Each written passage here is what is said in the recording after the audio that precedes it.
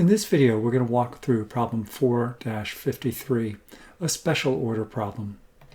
We're told that High-Speed Electronics manufactures low-cost consumer-grade computers. It sells these computers to various electronic retailers under the store brand names.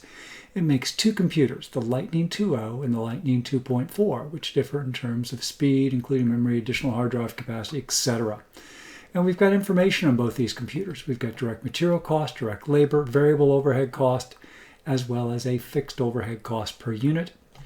We've got selling prices, and we've got the number of units they are selling. And also we're going to have a capacity constraint, and we're told that we have capacity for 20,000 labor hours per period, and our wage rate is $20 per hour.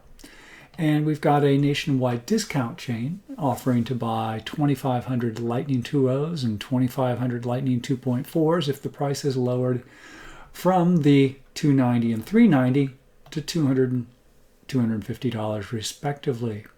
So we want to ask a few questions to start with. What's our current excess capacity? What's our contribution margin per direct labor hour for each product? Because that will determine how we allocate any constrained capacity. And then what's the contribution margin on the special order? And do we have enough capacity to accept the special order? And we'll have some other questions as well.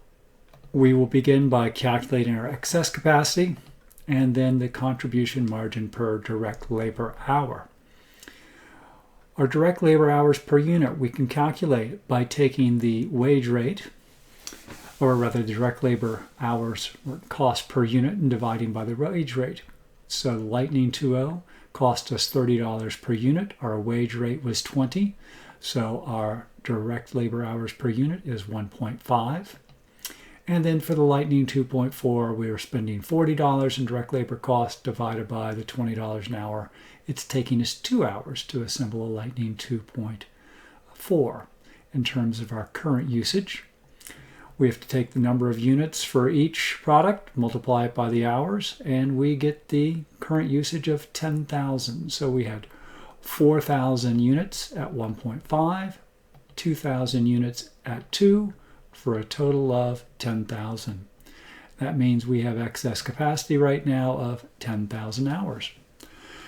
We're going to calculate our contribution margin per direct labor hour for this special order. We were given a special order price of $290. Actually, we're just going to calculate not our contribution margin per direct labor hour for the special order, but just in general. We've got our current selling prices of $290 and variable cost of $110. And again, that's the 65 direct materials, the 30 for direct labor, and the 15 for a variable overhead, which means we have a contribution margin on the Lightning 2.0 of $180. It took us 1.5 hours. We calculated that right here, which means we're earning $120 per direct labor hour. That's our contribution margin per direct labor hour for the Lightning 2.0. For the Lightning 2.4, our selling price is $390. Our variable cost, direct material, direct labor, and variable overhead is $135, which gives us a contribution margin per unit of $255.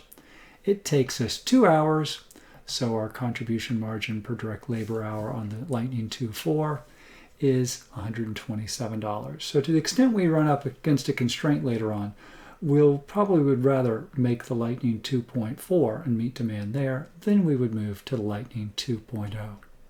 Next, we're asked to calculate the contribution margin and direct labor hours required for the special order. We were told that the special order selling prices were $200 for the Lightning 2.0 and $250 for the Lightning 2.4. And the retailer wanted to buy 2,500 units of each. So we need to calculate the contribution margin for the Lightning 2.0. That's how we'll start. We had variable cost of $110. Again, that was materials, labor, and variable overhead. No variable selling and admin, which gives us a $90 per unit contribution margin on the special order. Seems pretty good. And if we're going to sell 2,500 units, that means in total we would end up with $225,000. For Lightning 2.4, our variable costs were $135. And with a $250 selling price, that means our contribution margin per unit is $115. Again, we were selling 2,500 units, which means we will have 287,500 coming in on the special order for the Lightning 2.4. Combined, 512,000. Now we've got to see if we've got excess capacity or enough capacity to meet this special order. For the Lightning 2.4, we had 2,500 units. And again, recall we had 2 hours per unit, which means it'll take 5,000 hours. The Lightning 2.0 will take 3,750 hours for a grand total of 8,750. And if you recall, we had 10,000 excess hours. So yes, there is adequate capacity to accept this special order.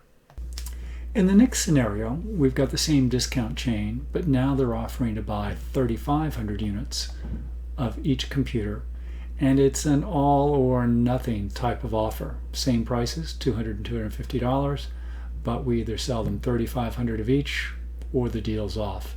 So how will our profits change if we accept the special order? And again, we're going to assume we cannot just increase our capacity to meet the extra demand. That's what we're going to assume right now. We'll relax that later on. So let's go ahead and begin. Our variable cost for the Lightning 2.0 was $110. So again, our contribution margin on this special order, $90 per unit. 3,500 units means our total contribution margin will be $315,000 from the Lightning 2.0. On the 2.4, our variable costs were $135, giving us a contribution margin per unit of $115.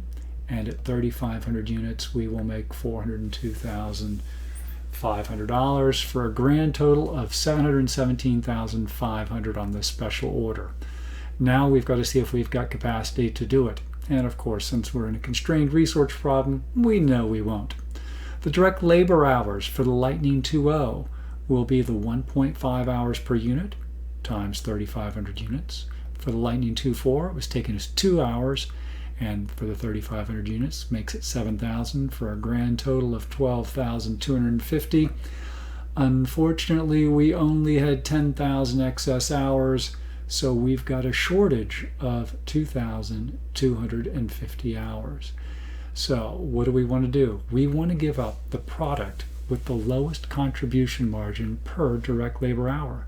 And you can recall that that was the Lightning 2.0. Our contribution margin per hour for Lightning 2.0 was $120. And that's what we give up first, the product with the lowest contribution margin per unit. So how many units can we make in that period of time? Or what's our lost contribution margin?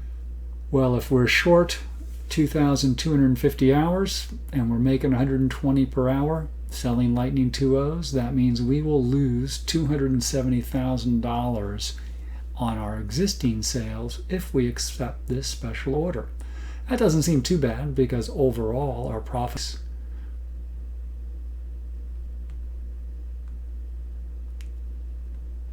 we will get the $717,500, give up the $270 for a net increase in profits of $447,500. Now, how would our answer change if instead we could work overtime in the plant? And we're told that direct labor costs for overtime production would increase to $35 per hour. Rather, $30 per hour. So we have a $10 per hour overtime premium. It's the time and a half type of thing going for us. And also our variable overtime cost will increase by $5 per hour, more than our normal production. We might be paying more for extra security guards, custodial staff, people picking parts for us, so labor that's other than direct labor, but we're going to have to pay them overtime to stick around as well. So we've got variable overhead. So if we're $10 for direct labor overtime premium, $5 for variable overhead premium, that means in total, every hour of overtime we work, it's going to cost us an extra $15. We had a capacity shortage of 2,250 hours. That's what we calculated right up here, which means in total, to work these extra 2,250 hours, it will cost us $33,750 in overtime premiums. But the good news is, if we do that, we don't have the lost contribution margin on our existing sales. We can keep the existing sales. So the only thing that happens is we will earn the contribution margin on the special order, and we will have to pay an overtime premium. So overall, our additional profit would be $683,750.